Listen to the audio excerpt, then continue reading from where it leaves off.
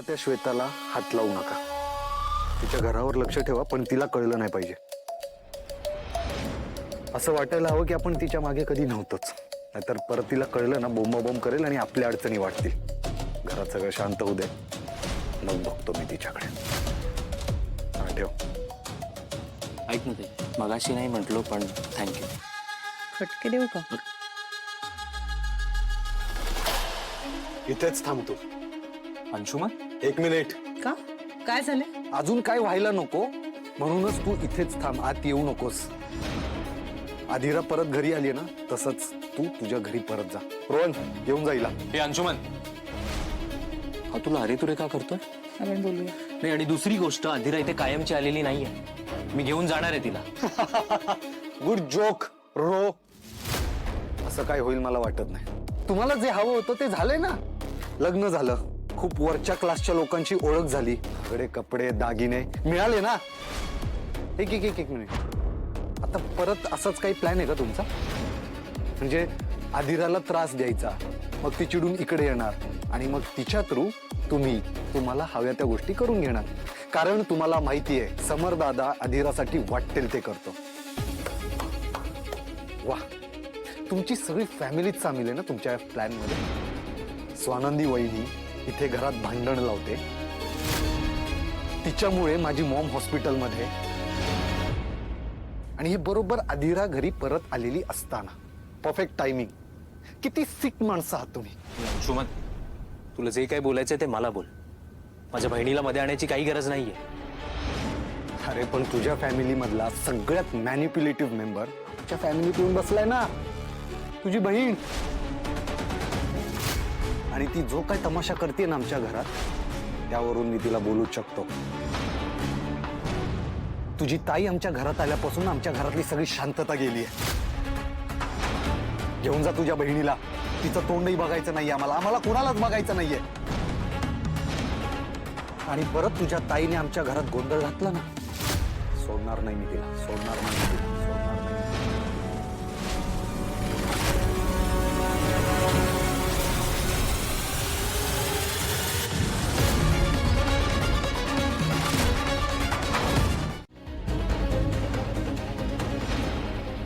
त्याला हेच वागायला हवंयस तू.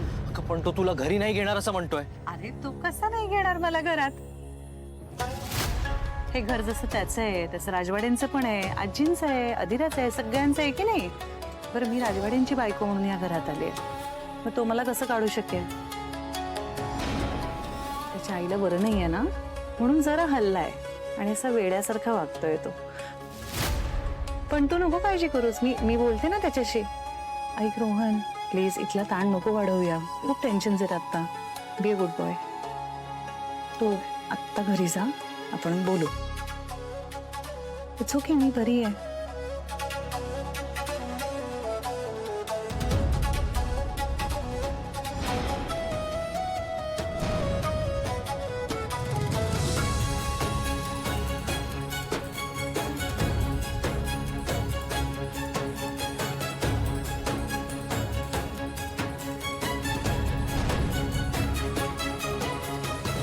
खूप गैरसमज आहेत तुझे. ही जी नावं तर तू घेतलीस ना, त्यांना तू घरात हवी आहेस, काही त्यातलाच एक गैरसमज. नाईलाज म्हणून दादाने तुझ्याशी लग्न केलं आणि नाईलाज म्हणूनच तुला या घरात येऊ दिलंय. किती घाणेरडी फिलिंग असेल नाही? आपण कोणालाही नको आहोत, तरी आपण ते पॅरासाइट सारखे, बांडगुळासारखे चिकटून आहोतच. तुला काही सेल्फ रिस्पेक्ट आहे की नाही? का अजून इन्सल्ट करून घ्यायचंय तुला या घरात? कोणाचंही काहीही अडणार नाहीये तू इथे नाही राहिलीस तर. शाणी असशील तर या घरात पाऊल ठेवू नकोस. शाणी तर मी आहेस, आणि या घरात पाऊलही ठेवणार. पण माझं घर आहे ना हे. तुझं घर? हे घर तुझं आहे. हवंय हे घर तुला? किती अम्बिशियस आहेस ग तू.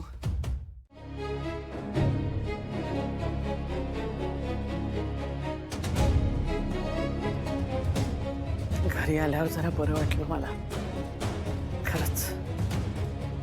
आम्ही किती घाबरलो होतो मग.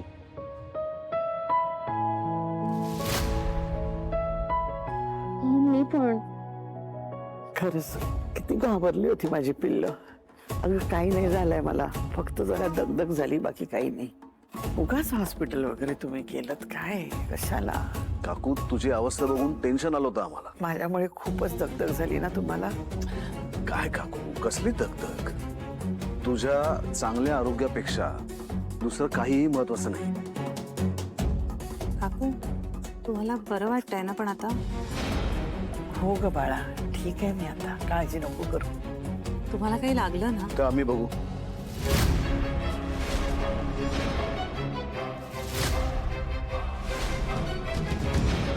तुम्ही आतापर्यंत जेवढं केलं तेवढं खूप आहे.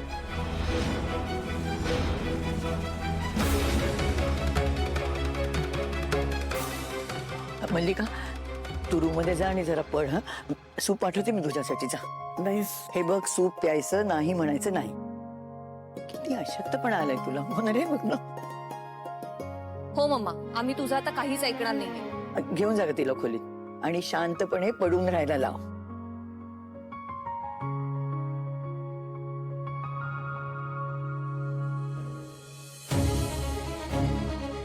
पिंट्या बोलला म्हणून तुला वाईट वाटलं का?